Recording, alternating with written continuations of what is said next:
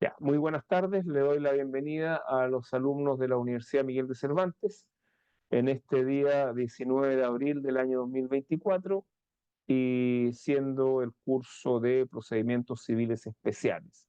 Esta sería la cuarta clase. Bueno, antes de empezar la clase, conforme lo habíamos conversado, la prueba va a ser oral, va a ser en dos tandas. Para los que quieran dar la prueba oral de manera presencial, la vamos a tomar el martes 30 de abril a las 6 de la tarde en la universidad.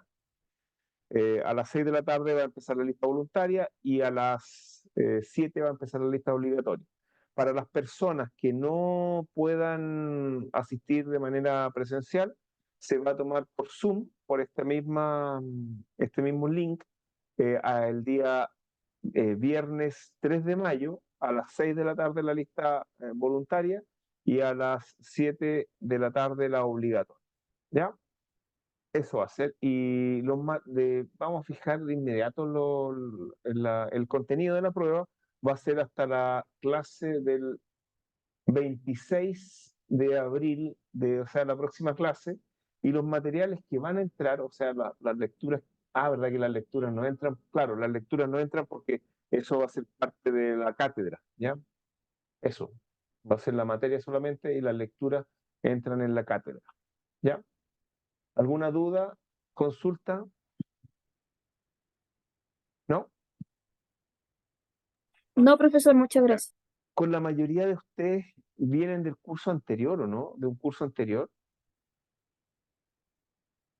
Sí, Sí, profesor. profesor, Sí, con ya. profesor Díaz. Entonces ya hemos tomado pruebas, pruebas presenciales y pruebas orales. Ya, bueno, ok, ya. Entonces vamos a comenzar la clase y también le había dicho más o menos el contenido de la clase de hoy. Bueno, respecto a la clase de hoy, lo que yo pretendo ver hoy día es hacer una mirada panorámica al procedimiento de juicio ejecutivo de obligación de dar, completo panorámica, viendo las etapas de manera bien rápida y completo, y posteriormente entrar al procedimiento ejecutivo de obligación de dar, pero al cuaderno de apremio. Perdón, al cuaderno principal o ejecutivo, al principal o ejecutivo. Entonces, eso es lo que pretendo ver en esta clase. Entonces, lo que hemos visto hasta el momento son los requisitos para una ejecución y comencemos a ver el cuaderno, o sea, el procedimiento del juicio ejecutivo de la obligación de dar. A ver. em, Vamos a seguir la estructura del material y la estructura del material se encuentra en la página 27. Así que ubíquense en la página 27. De hecho, voy a compartir la pantalla para que más o menos se ubiquen dónde vamos a estar.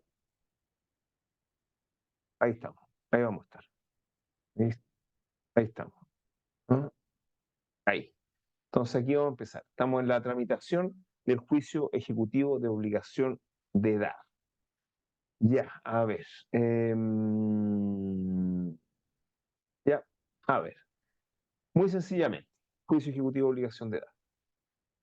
Em,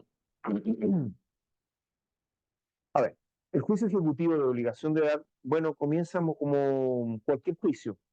Puede comenzar por demanda ejecutiva, o por medida prejudicial.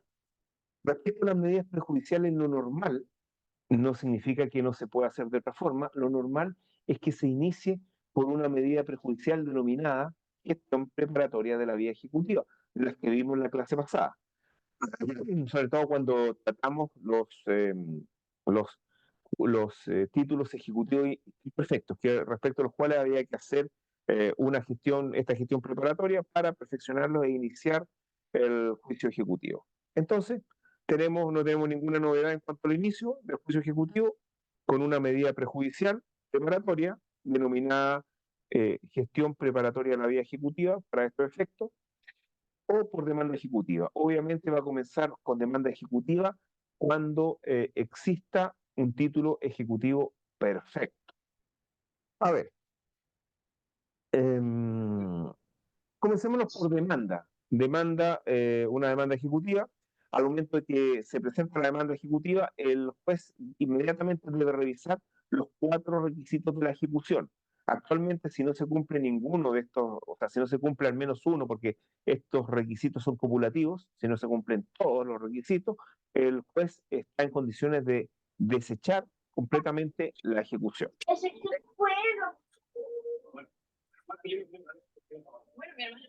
Ya. Les pido que activen su micrófono solamente cuando vayan a hacer alguna intervención. Bueno, entonces, ¿cuál va a ser la primera resolución que se va a pronunciar respecto de la demanda ejecutiva? La primera resolución que se presenta, que va a resolver el juez respecto a la demanda ejecutiva, en el caso que se acepte la tramitación en el juicio ejecutivo, va a ser la resolución despáchese o téngase por interpuesta demanda en juicio ejecutivo, despáchese, pero lo normal es un despáchese. ¿Qué significa despáchese? Despáchese, como ustedes lo pueden ver en el mismo material, se supone que es una autoorden que se da al propio juez. ¿Para qué? Para no solamente proveer la demanda ejecutiva, sino que inmediatamente abrir un cuaderno paralelo. Tenemos 2 cuadernos, un cuaderno principal o ejecutivo y un cuaderno paralelo que se denomina cuaderno de apremio. El despache se implica 2 cosas entonces, que se cumplen con todos los requisitos de la ejecución en la demanda ejecutiva y por otro lado, que el juez está obligado a abrir un cuaderno denominado de apremio. Si tuviéramos que caracterizar ambos cuadernos, tenemos que el cuaderno principal o ejecutivo es el cuaderno propiamente tal del juicio, del proceso ejecutivo, donde se va a ejercer jurisdicción, es decir, donde se va a resolver un conflicto de interés de relevancia jurídica con efecto de cosa juzgada. Ese es el cuaderno del juicio, el cuaderno principal o ejecutivo. ¿Alguna duda, alguna consulta respecto a esto? ¿Nada? Ya, sigamos. Entonces, se va a abrir el otro cuaderno con este despáchese que se provee en el cuaderno principal o ejecutivo. El cuaderno de apremio es un cuaderno que no es jurisdiccional, es decir, ahí no se resuelve ningún conflicto de interés de relevancia jurídica, sino que es un cuaderno más bien administrativo. Es un cuaderno en el cual lo único que se va a hacer es dar una orden para que se embarguen bienes suficientes del deudor, para que estos bienes, una vez embargados, sean puestos a disposición del depositario, de quien los va a cuidar, y una vez puesto a disposición de esa persona, se va a intentar la liquidación de esos bienes. ¿Para qué? Para pagar al acreedor que tiene este título ejecutivo. Es un cuaderno fundamentalmente podríamos decir, de aseguramiento de bienes y de liquidación de los mismos. ¿Para qué? Para el pago. Eso sí, que en ese cuaderno van a haber una serie de órdenes que son más bien, que tienen un tinte jurisdiccional. ¿Por qué? Porque privan, amenazan o perturban garantías constitucionales, principalmente la garantía del derecho de propiedad respecto del ejecutado. Pero el cuaderno de apremio no es un cuaderno jurisdiccional. ¿Queda claro? ¿Sí o no? Sí, profesor. Ya, listo. Ya. Entonces sigamos. Bueno, vamos a ver primero la estructura del cuaderno principal para después entrar, o ejecutivo, para después entrar a las similitudes y después vamos a mirarlo, vamos a examinarlo conforme a la documentación que les adjunté. A ver, en primer término, em, no todos los juicios ejecutivos van a tener un cuaderno, van a tramitar completamente el cuaderno principal o ejecutivo. ¿Por qué razón? Porque puede ser que en el cuaderno principal o ejecutivo donde se presenta la demanda, puede ser que no haya conflicto jurídico, puede ser que no haya conflicto de interés de relevancia jurídica, puede ser que no haya nada que resolver. ¿Sí? ¿Por qué razón? Porque el conflicto jurídico o el conflicto de intereses de relevancia jurídica en el juicio ejecutivo está dado por las excepciones. Las excepciones van a constituir el objeto del juicio ejecutivo. Si no existen excepciones, no hay juicio ejecutivo. De hecho, si no existen excepciones, el cuaderno principal se cierra y lo único que va a seguir tramitándose va a ser el cuaderno de apremio. Y el cuaderno de apremio ya vimos que no es un cuaderno jurisdiccional, por lo tanto, en el cuaderno de apremio se van a buscar bienes, se van a embargar bienes, se van a retirar los bienes, se van a liquidar los bienes, se van a convertir en dinero y se va a pagar al deudor. ¿Ok? Entonces, esto es bien trascendente. Entonces, en el juicio ejecutivo, eh, el escrito que hace las veces de demanda es el escrito de oposición de excepciones. ¿Que realiza quién? Que realiza el ejecutado. El ejecutado debe oponerse, o sea, o puede oponerse a la ejecución mediante esta interposición, mediante este escrito de interposición de excepciones. Esto significa que, como ya lo estudiamos en otras clases, basta el juicio ejecutivo para iniciar una ejecución y también para terminarla. Y si es que no hay oposición, basta con el título para seguir adelante y tramitando solamente el cuaderno de apremio. ¿Sí?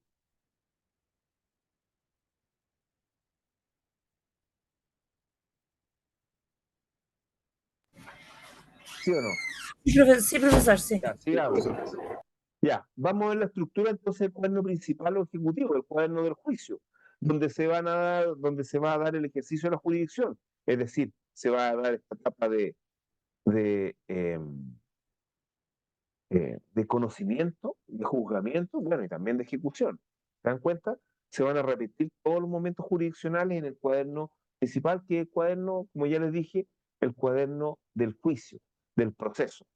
Entonces, habíamos dicho que todo juicio ejecutivo va a empezar por una gestión preparatoria a la vía ejecutiva, que es una medida prejudicial especial, y después con la demanda. Después se presenta la demanda. O puede empezar directamente con una demanda cuando estemos frente a un título ejecutivo perfecto. Entonces, tenemos la presentación de la demanda, la providencia del tribunal, que va a ser despáchese. La naturaleza jurídica del despáchese, bueno, algunos dicen que es una interlocutoria de primer grado, de segundo grado, algunos dicen que es una resolución sui generis, otros podrían decir incluso que es que es un decreto, pero pareciera que no es un decreto porque se analizan demasiadas cosas para que sea un decreto. Entonces, digamos que puede ser una interlocutoria o puede tener una naturaleza jurídica sui generis. Bueno, una vez dictado el despáchese, se notifica la demanda ejecutiva con el despáchese al ejecutado, y en este caso depende de la forma como puede ser notificada. Si es que no es la primera gestión en juicio porque empezó con una medida prejudicial, entonces se puede notificar por cédula. Si es la primera gestión en juicio, va a tener que ser notificada personalmente, personal subsidiaria o por avisos. También podría notificarse tácitamente en ciertos casos en que el ejecutado haga eh, ejerza ciertos derechos sin que sea notificado o incluso con una notificación inválida. Y también en el caso que haya una notificación inválida, también podría ser notificada fictamente la demanda.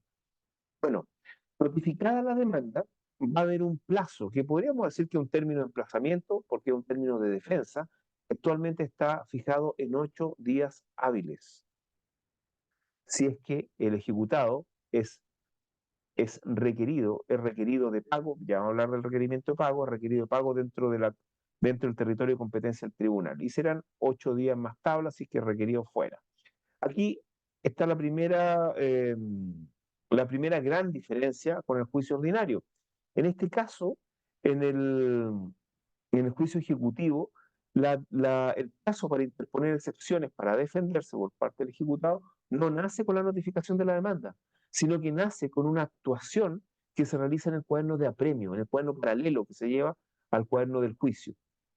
Y ese es el llamado requerimiento de pago, en donde se realiza una notificación requerimiento que se denomina, que es una actuación por parte de un ministro de fe, en donde se pide el cumplimiento de una obligación, en este caso el pago.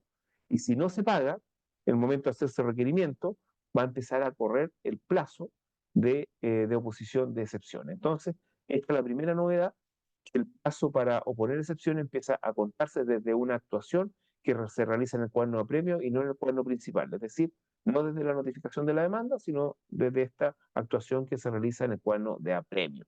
Ahora, una cosa muy importante, puede haber defensa o puede no haber defensa, o puede haber una defensa que sea fuera de plazo o que sea inidónea, podemos decir, que no sea idónea.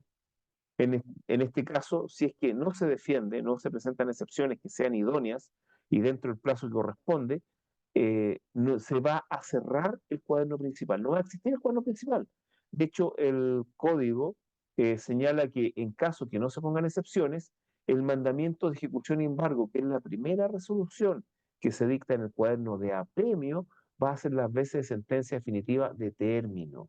Entonces, con eso quiere decir el legislador que no va a haber cuaderno principal o ejecutivo, no va a haber juicio si es que no se ponen excepciones.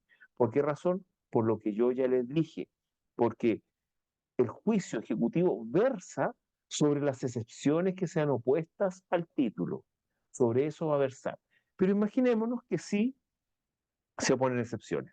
Si se oponen excepciones, en ese caso, el juez inmediatamente no las va a proveer de fondo, sino que inmediatamente le va a dar un traslado, es decir, va a comunicar de esto al ejecutante, al demandante en el juicio ejecutivo, ¿para qué? Para que haga observaciones a las excepciones. Va a tener un plazo de 4 días para hacer esas observaciones una vez que se notifique este traslado, que se notifica por el Estado diario.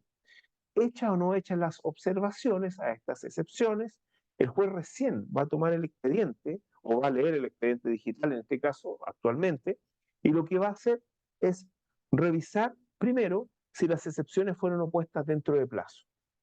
Segundo, si las excepciones corresponden a las excepciones que solamente pueden ser opuestas en el juicio ejecutivo, que están en el artículo 464. Solamente esa es la forma que tiene el ejecutado de defenderse, con las excepciones solamente que existen en el 464. No hay una defensa libre como ocurre en el procedimiento declarativo. Aquí son solamente esas y ya las vamos a revisar en su momento cuando veamos el juicio en su tramitación. Bueno, después de que se determine que son admisibles las excepciones porque están dentro del plazo y porque son las que señala el 464, en ese caso el juez va a dictar una resolución judicial que es doble. ¿En qué sentido? Y es una interlocutoria de segundo grado, que es doble. En primer lugar, si es que la declara admisible, va a declarar obviamente admisible las excepciones y acto continuo, en la misma resolución, va a recibir la causa prueba. Ahora, esa resolución se notifica por cédula porque es una interlocutoria de prueba. El término probatorio en el juicio ordinario, perdón, en el juicio ejecutivo de obligación de dar son 10 días hábiles. Ahí se pueden rendir toda clase de pruebas. Después de que vence el probatorio, van a haber 6 días en que se puedan hacer observaciones a la prueba y luego vendrá la citación para ir sentencia y después vendrá la sentencia. La sentencia en el juicio ejecutivo puede ser impugnada por cualquiera de los mecanismos que señalan para el juicio declarativo, ahí no habría ninguna diferencia, salvo en cuanto, si ustedes revisan el artículo 170 perdón, 194 del Código de Procedimiento Civil, se van a dar cuenta que las sentencias en el juicio ejecutivo, cuando las interpone el ejecutado, se conceden las apelaciones en el solo efecto devolutivo. ¿Ah? Y ahí tenemos la tramitación a grandes rasgos, de manera bien sinóptica, del juicio ejecutivo en su cuaderno principal o ejecutivo. ¿Dudas, consultas? Profesor, no me quedó claro cuando usted habla que el ejecutado sea requerido de pago, Ya, por favor. ahora lo vamos otra duda porque lo vamos a ver ahora, porque vamos a ver una mirada sinóptica al cuaderno de apremio. ¿Alguien tiene otra duda?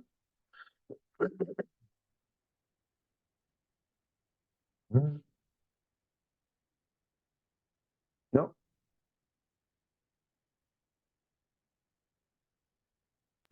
No, profesor. Ya, ya. Vamos al cuaderno entonces ejecutivo, perdón, el cuaderno de apremio, que es el cuaderno de administración de bienes, se puede decir. El cuaderno de apremio comienza con una resolución. Si usted abre un cuaderno de apremio, lo ven digitalmente, la primera resolución que va a existir se llama mandamiento de ejecución y embargo o el mandamiento. Domina mandamiento, ejecución y embargo. Este mandamiento de ejecución y embargo, como ya les dije, si no se ponen excepciones, va a ser las veces de sentencia definitiva de término, es decir, con el mandamiento se va a seguir adelante con la ejecución y va a quedar cerrado el cuaderno principal. La naturaleza jurídica del mandamiento, ejecución y embargo también tiene la misma naturaleza jurídica que le dije respecto al despáchese. Podría ser un interlocutorio de segundo grado o podría ser una resolución sui generis o incluso podría ser una sentencia definitiva de término en el caso de que no existan excepciones, como lo indica la ley. Entonces, todas esas son las fórmulas que uno puede determinar para saber de qué tipo de resolución estamos hablando. Este mandamiento tiene elementos que vamos a revisar, elementos como cualquier acto jurídico, tiene elementos de la esencia, de la naturaleza y accidentales que ya lo vamos a revisar, pero fundamentalmente lo que contiene el mandamiento va a ser la orden de requerir de pago al deudor por determinada suma con intereses, reajuste y costo. Ese es el mandamiento. Ese mandamiento debe ser, debe practicarse respecto de él lo que se denomina el requerimiento de pago, que en cierta medida podríamos decir que es la notificación del mandamiento, el requerimiento de pago. Entonces, respecto al mandamiento, hay que requerir de pago al deudor. ¿Qué es lo que es el requerimiento de pago? El requerimiento de pago es una actuación que realiza el ministro de Fe, en este caso receptor judicial, en donde eh, concurre al domicilio, ya sea domicilio laboral o domicilio, residencia, etcétera, del ejecutado y lo que hace es cobrarle. Eso es lo que hace con el mandamiento. Le cobra, señor, usted págueme este dinero que aparece acá, más intereses, reajuste y costa. ¿Los va a pagar sí o no? Si no los paga, inmediatamente el receptor está habilitado para practicar el embargo, que el embargo es una diligencia judicial que no es lo que todos piensan o que la mayoría de la gente piensa, que es retirar las especies del deudor para venderla en un remate. No es eso. El embargo es una actuación judicial que corresponde al aseguramiento mediante esta diligencia de los bienes del deudor, pero el aseguramiento jurídico. Una definición más teórica y doctrinaria del embargo sería eh, un acto jurídico procesal eh, realizado por el ministro de Fe, eh, cuyo objetivo es la aprehensión jurídica de bienes suficientes del deudor para hacer pago de la deuda contenida en el mandamiento, en el mismo mandamiento. Cuando hablamos de aprehensión jurídica, es aprehensión con H intermedia, es decir, sujetamiento o afianzamiento de los bienes del deudor, pero de manera jurídica. ¿Por qué razón? Ustedes lo saben, porque ya vieron Civil 1 y ustedes saben qué efectos produce el embargo. A ver, ¿qué efecto produce el embargo respecto a los bienes, del bien embargado? A ver, ¿No se pueden enajenar? ¿cómo? ¿No se podrían enajenar los bienes? Ya. Pero ¿y por qué no se pueden enajenar los bienes? Quedan fuera del comercio. Bien, eh, sí, efectivamente, se transforman en incomerciables. ¿Por qué razón? Por la razón del artículo 1464 del Código Civil. Hay objeto ilícito en los bienes embargados mediante decreto judicial. Hay objeto ilícito, nulidad absoluta respecto de la enajenación de esos bienes. Ahora hay una tesis muy antigua, que la enajenación implica no solamente la venta o la transferencia de la propiedad, sino también la constitución de todo derecho real respecto de estos bienes embargados. Ahora, hay problemas con esto, lo vamos a revisar cuando revisemos lo propio del embargo. Entonces tenemos el mandamiento de ejecución y embargo, el requerimiento de pago, el embargo.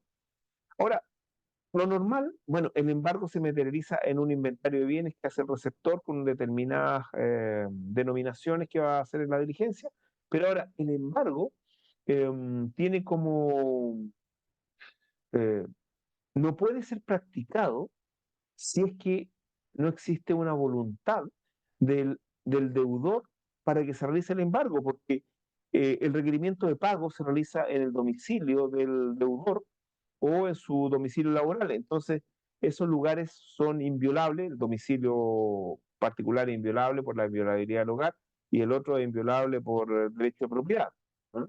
Entonces, tenemos el problema de que si se opone al embargo, bueno, el receptor tendrá que certificar que no pagó y se opuso al embargo. Y aquí empieza la labor propia del juez, porque realmente el juez hasta el momento ha debido redactar el mandamiento de ejecución y embargo, ha debido, bueno, y también ha ido ordenando el embargo, pero eso no es una labor jurisdiccional, pero aquí podría venir una labor jurisdiccional que tiene que ver con las autorizaciones. En este caso, si hay oposición al embargo, se estampa esa oposición y con eso el ejecutante está en posibilidad de pedir que se realice el embargo con fuerza pública, es decir, con auxilio de la policía principalmente. Y en ese caso, el receptor irá con carabineros y con un cerrajero para no causar daño en la propiedad, aunque podría cerrajar de todas formas porque está autorizado a ello con esta orden del tribunal y lo que va a hacer es embargar bienes suficientes del deudor para hacer pago. Vamos a ver que no todos los bienes se pueden embargar, que hay ciertos bienes que están excluidos de ellos, pero por regla general, digamos que todos los bienes pueden ser, del deudor pueden ser embargados. Cuando hablamos de todos los bienes, acuérdense del derecho de prenda general que existe respecto de todos los deudores, es decir, los bienes presentes y futuros, no solamente los que se encuentran en el domicilio del deudor, sino también las cuentas corrientes, depósito a plazo, etcétera, todo lo que los vehículos motorizados, las otras propiedades, etcétera, todos los bienes. Ahora, imaginémonos que estamos frente al caso del embargo de bienes muebles, entró al domicilio, le embargó los bienes muebles y en ese momento esos bienes quedan incomerciables. Después de esa diligencia, si es que hay bienes, si son bienes muebles los embargados, el acreedor, el ejecutante en este caso, va a tener que solicitar el retiro de esos bienes. ¿Por qué? Bueno, va a tener que solicitar dos cosas. Primero, la designación de un martillero para que venda los bienes que están embargados y el retiro de ellos. Una vez que el martillero esté designado, haya aceptado el cargo, es posible pedir el retiro de los bienes y en este caso, al pedir el retiro de los bienes, obviamente si se oponen, una vez más el juez va a tener que autorizar la fuerza pública, se retiran los bienes, se llevan a las bodegas del martillero, el martillero las remata, el martillero luego que las remata, guarda o resta a la cantidad que obtuvo por el remate, resta sus derechos y el resto lo deposita a la cuenta corriente del tribunal para que quede a disposición del ejecutante. Y esa es la tramitación básica de un cuaderno de apremio. Ahora, si en el cuaderno de apremio lo que hacemos es embargar, por ejemplo, bienes inmuebles, la tramitación ya es más compleja porque el remate de inmuebles tiene una serie de requisitos y pasos que no es del caso ver en este momento, porque ya lo vamos a ver en su momento. Pero eso, de manera bastante sencilla, es lo que es el cuaderno de apremio. ¿Dudas, consulta, alguna cosa que me quieran decir? Plazo, profesor, entre la traba de embargo y el retiro de especies. Miren, antes, hasta el año 2004, 2007, no existía ningún plazo. De hecho, era terrible esta situación porque las empresas que se dedicaban a la cobranza masiva presentaban un escrito que era en donde aparecía embargo, aparecía designación de martillero, retiro de especies, etcétera. Una que ya están embargados los bienes actualmente, no se puede pedir el retiro de especies, sino que 10 días después del embargo, ¿ah? Esa fue una modificación para que los ejecutados tuvieran tiempo de defenderse, porque no siempre los bienes que se embargan pertenecen al ejecutado. ¿Mm? Eso. ¿Otra duda? Profesor, ¿Otra consulta? Sí. y por ejemplo, luego de que, como yo he escuchado que le dicen, se traba el embargo, como que se tasan ciertos estos bienes, Sí. paga el ejecutado, Ujú. ahí eso queda en el cuaderno de apremio. Ya. A ver, sí, sí, ¿quién me dijo? Cuando, luego de que se evalúa, o sea, se embarga, hay esta primera visita donde se evalúan Ya. los bienes, su valor. Luego Ya, de eso, si el ejecutado paga, eso se va al cuaderno de apremio. ya, miren, no lo había dicho porque es parte de cuando revisemos el cuaderno de apremio de manera completa. Lo que pasa es que cuando el receptor realiza la diligencia de embargo, el receptor está obligado a tiene que cumplir ciertos requisitos del acta.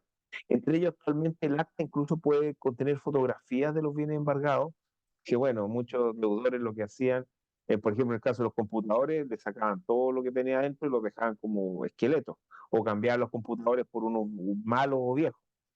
Entonces, lo que debe hacer el receptor en el acta es individualizar de la manera más precisa posible los bienes que han sido embargados. ¿Cómo lo individualiza?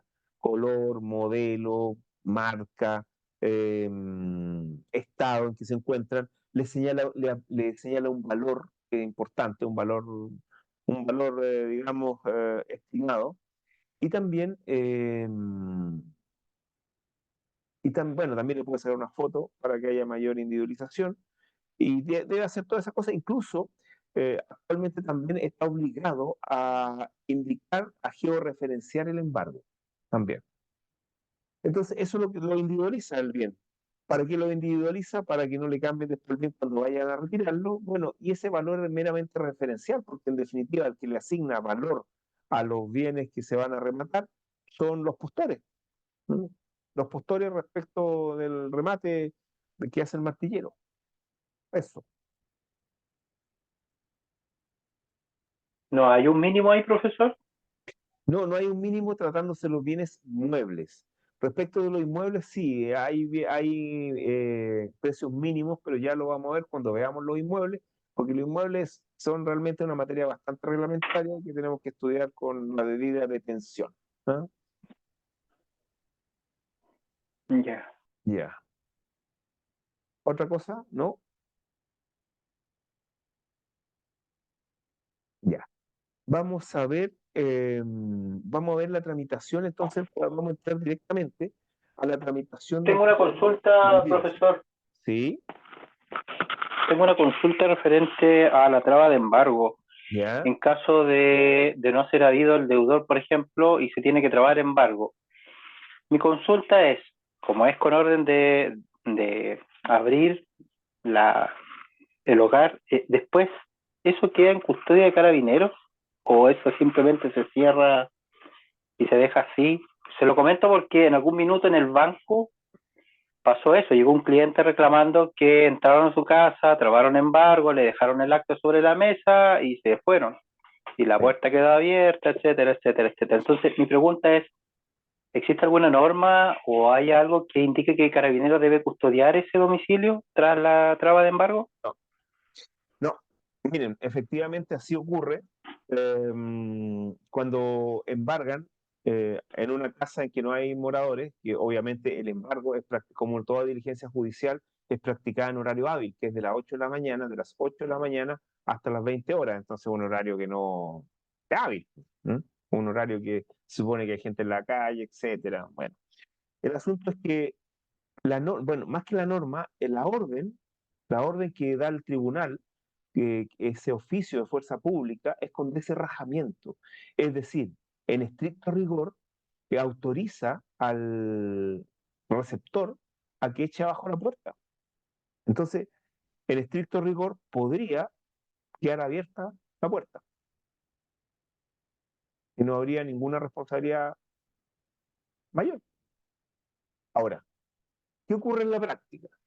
En la práctica ocurre lo siguiente.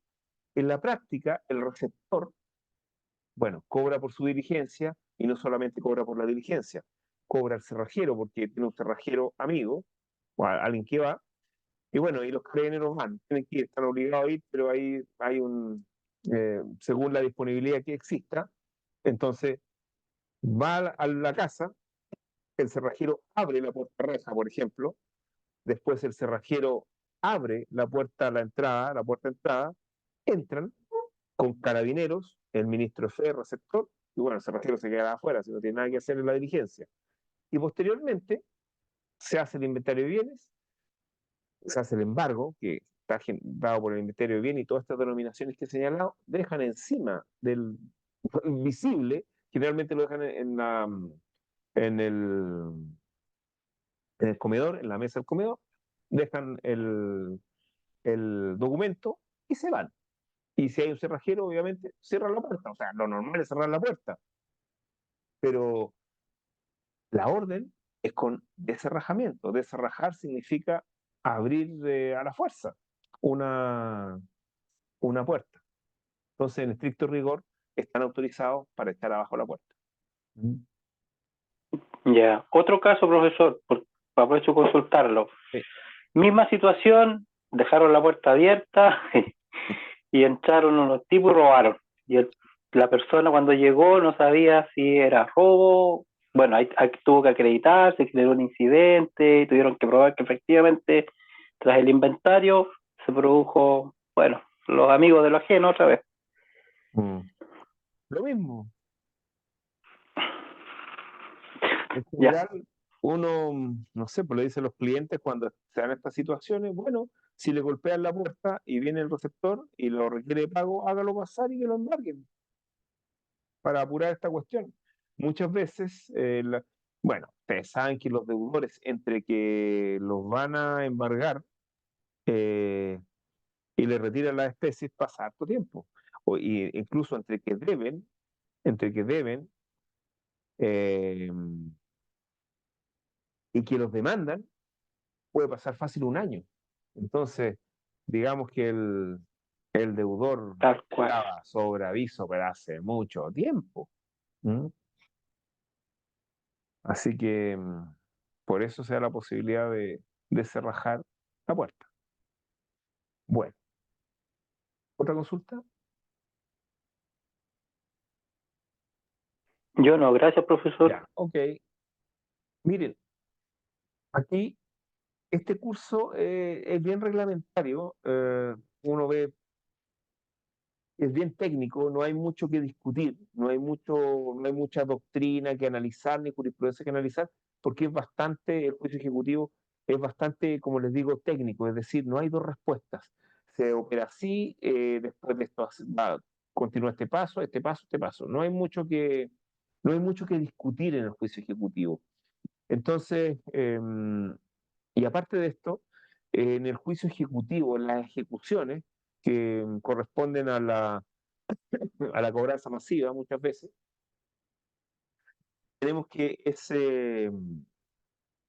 el ámbito en que se requiere más, podríamos decir, mano de obra, procuradores, abogados, egresados, lo que sea, y también en materia de policía local. Entonces, seguramente, quizás más de algunos de ustedes, quizás, han trabajado en una empresa de cobranza o en un estudio jurídico de cobranza y han visto quizás estas cosas, pero digamos de forma sumamente mecánica, sin saber por qué se hace una u otra cosa. No sé si les ha tocado a alguno de ustedes.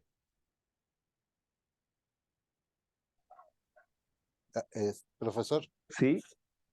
sí, la verdad es que, a ver,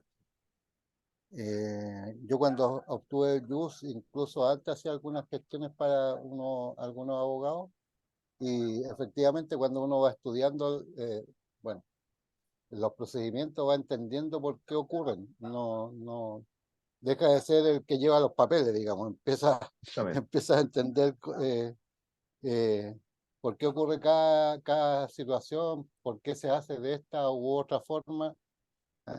Efectivamente lo que usted dice es verdad, o sea, uno lleva y trae, pero no entiende Mm. por qué no. Ahora sí, O escribe y sí, sube. sí, tal cual. Mm. Pero ahora, los que han trabajado en cobranza. Ahora vamos a revisar por qué se hacen las cosas, por qué se hacen de esta forma y no se hacen de otra forma, o por qué en la práctica pasa esto cuando jurídicamente debería pasar otra cosa.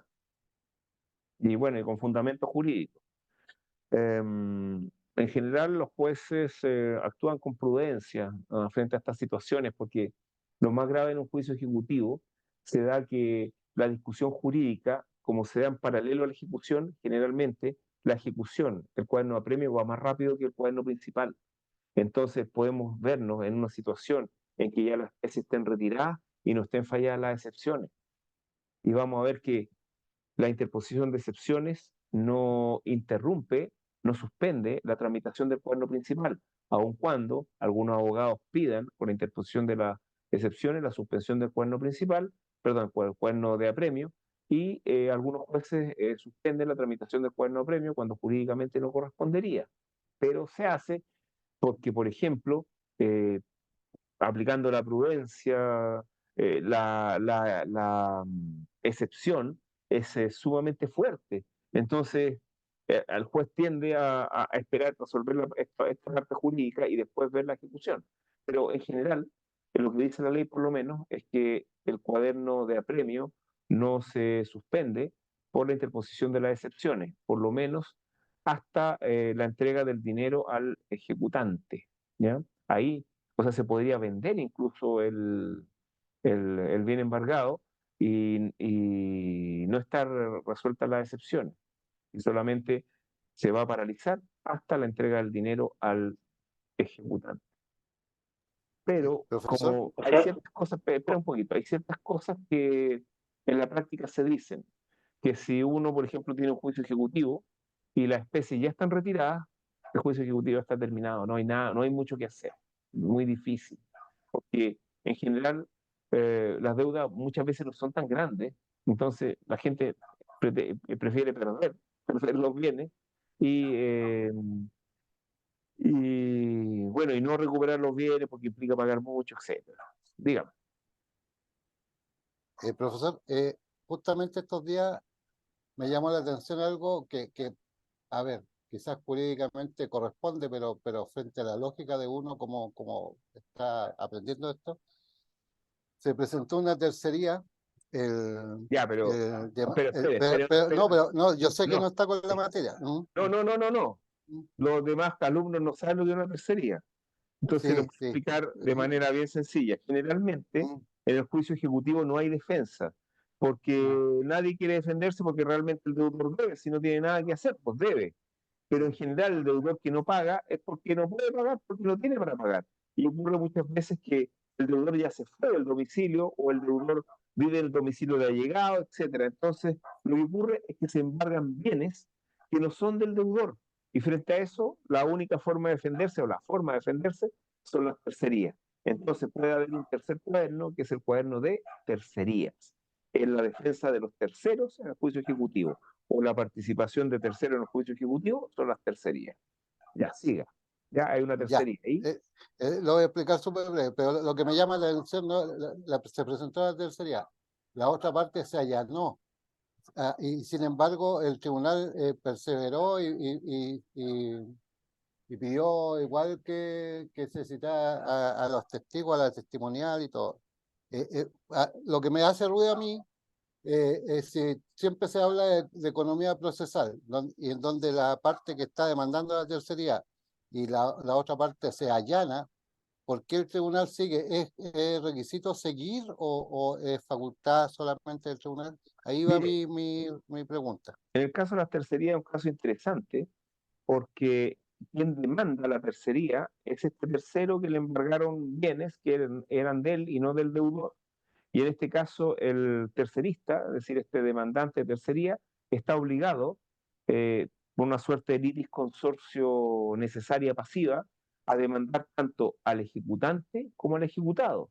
Entonces, lo que me está diciendo seguramente usted es que el ejecutado se allanó, pero no creo que el ejecutante se haya allanado.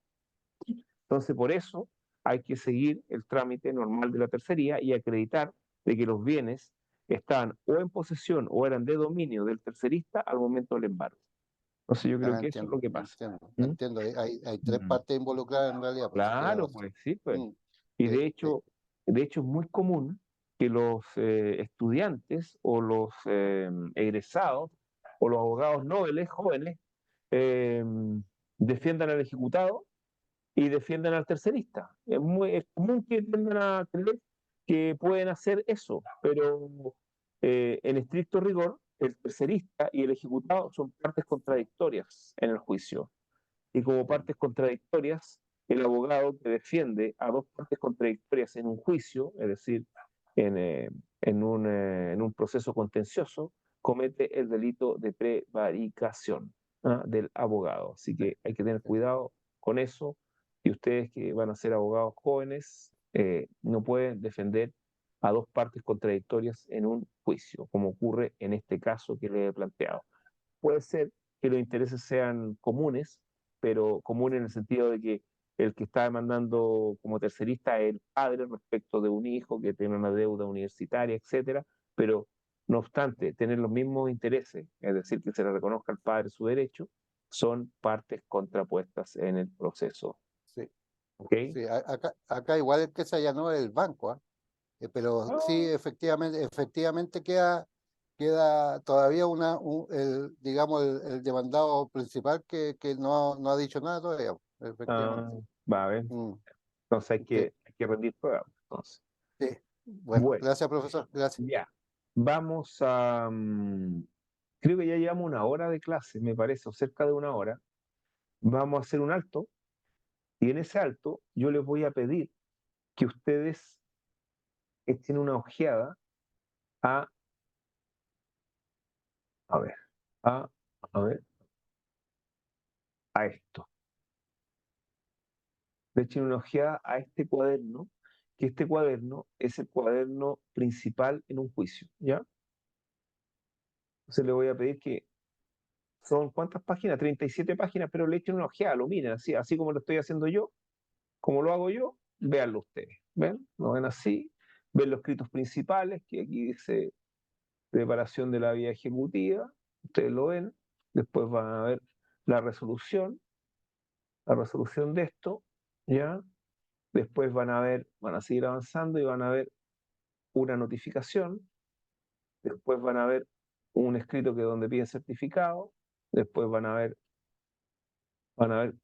certifíquese lo que corresponde, después van a ver certificado, después van a ver la demanda ejecutiva. Entonces, les voy a pedir que en estos 15, a ver, vamos a dar 20 minutos. 20 minutos para que ustedes puedan revisar esto y vamos a continuar con la tramitación del cuaderno principal. ¿Ya? ¿Ok? Ya, profesor, Ya. sí, ok. Profesor. Y yo, ojo, yo voy